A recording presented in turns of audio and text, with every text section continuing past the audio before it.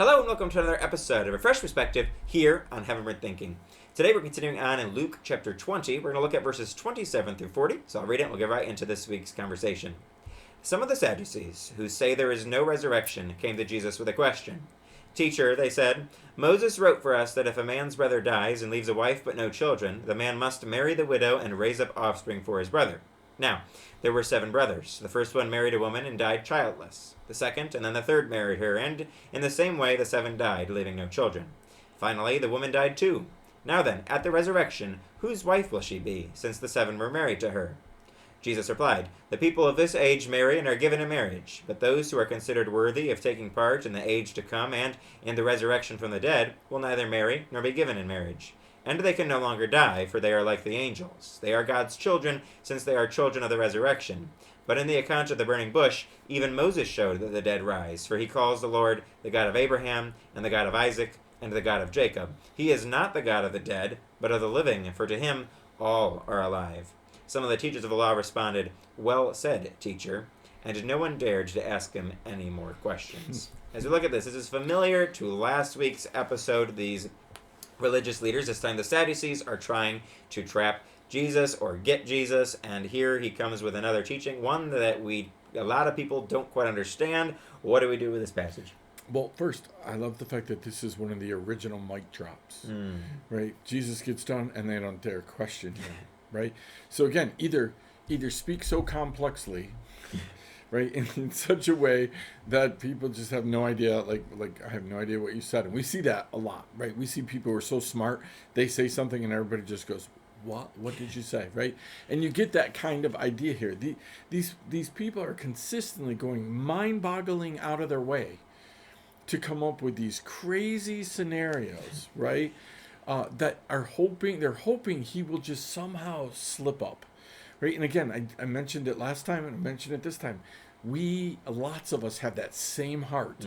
We are listening to people. There are people listening to these videos that are just waiting for us to pronounce something wrong, to say something wrong, to make a wrong statement, to do the wrong name at the wrong time, or whatever it is, right? Or use the wrong version, right, of the whole thing. And again, that's the wrong heart. Right? And again, Jesus is constantly saying to people, go with the right heart. It's not just your knowledge. Do what they say, but don't do what they do. Don't do it with that heart. Right? So this whole question is preposterous. Right? The fact that, again, the Old Testament law, we should probably be talking about that. Why in the world is one person marrying 7 brothers? Right? But to Jesus, and you've been talking about this in Leviticus and from the beginning, to God, carrying on the lines is super, super important. Right? It's important because God is looking for his people. He's looking for them to be taken care of. He's looking for them to have a future, to meet the promises that he has said. Right? So it's unbelievably important for God to carry on these things. But they use that idea. They twist the things of God and present something that is crazy, right? Because, again, they know probably that there isn't going to be marriage in heaven necessarily. And so what's the whole point of this whole thing? Yeah, they were just trying to point out and make Jesus take a side here on this whole issue of the resurrection, as they didn't believe in a resurrection, which is kind of crazy, and crazy that the religious leaders of that time were so split on this issue of the resurrection. But then that they come to this crazy conclusion, like you said, of this woman going to be in the resurrection and all these husbands there, and whose wife is she going to be? And Jesus makes it really clear that this age that we live in today is very different than the age that we're going to live in. Those who are considered worthy of taking part in the age to come and in the resurrection from the dead. It says that they're not going to marry or be given in marriage. They're not going to die, for they are like the angels. They are God's children, since they are children of the resurrection. But then he goes on to make a solid point in 37 and 38 to show the Sadducees that they are wrong and correct the error of their ways, that there is going to be a resurrection unlike the Sadducees' belief that there wasn't, because God is not the God of the dead, but of the living. For him, all are alive. What do we do, though, with this whole idea of the resurrection, what Jesus is saying about the resurrection, this whole idea, because lots of people are like, well, is there a definitive, there's definitely not going to be marriage in heaven, and how does that work? Am I going to even know anybody in heaven? Like, how does this work? Yeah, I think, again, we could go down rabbit hole that would be crazy, right? Obviously, the Bible's pretty clear. There is no marriage in heaven, right? We become the bride of Christ, right? The only marriage thing is between us and God. But it's super important for people to understand, and this is where we get confused, right? You're not going to spend eternity in heaven. You're going to spend eternity on a new earth, right? So Jesus right here is very definitive. In the resurrection of the dead is being called up to heaven, right? There is no marriage in heaven. You're going to be like the angels there. Yep. Right? So you're not up in heaven in paradise marrying and unmarrying and waiting for your wife and waiting for your kids and waiting for all your things.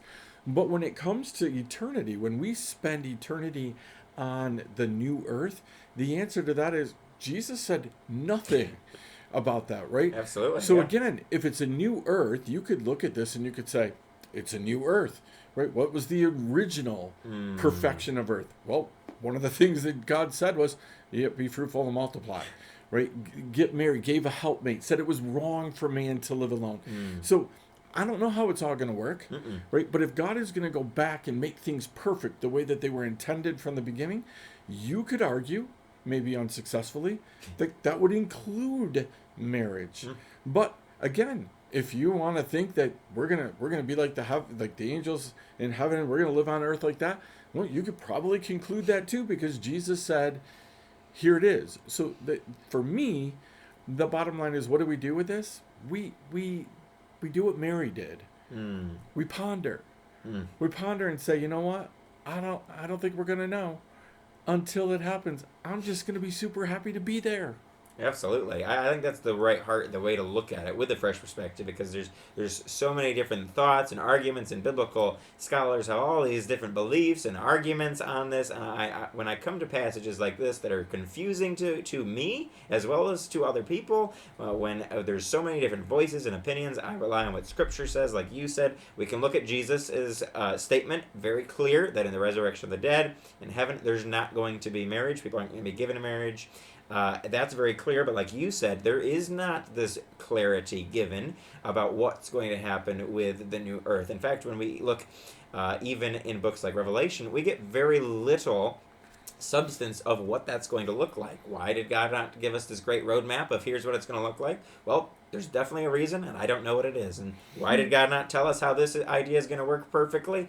I don't know, but he has a reason for what he told us and didn't tell us, and he has a plan and a purpose that is way better than anything I could come up with, anyone else could come up with, and so I trust him in that. And so when we look at passages like this, I choose not to take this crazy definitive stance, but go, well, God has a plan, I'm going to trust him, but I can learn super practical things even in a confusing section like this, like how not to go about things, not try to just trap people, not to try to get distracted with things that don't matter, and actually care about the things that do matter. Instead of trying to trap Jesus, like we said before, these people should have been learning from Jesus, learning how to treat other people, not worrying about marriage in a resurrected perfect world, but worrying about marriage now and getting that right now and getting our relationships with other people right now. That's what we should be looking at, not worrying about paradise when you and I aren't going to care what happens. Right now we need to worry about the things that we see in front of us and do the things Jesus has called us to do.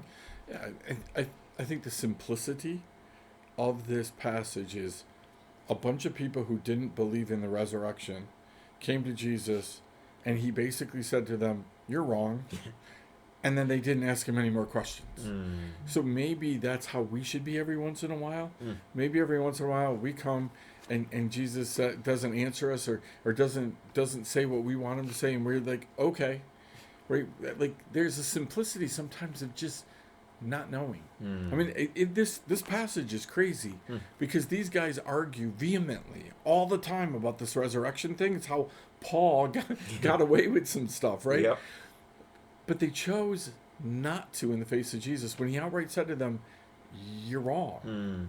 Yeah, I think we would do well if when we go to Jesus with something, we took him at his word and didn't try to argue, didn't try to dismiss it, but actually maybe stayed silent, maybe pondered, maybe think about, and maybe even apply what Jesus has said, because his word and his plans better than ours. Amen. Well, I hope you've been encouraged and challenged by this, that you'll join us next time for another episode of A Fresh Perspective here on Heavenward Thinking.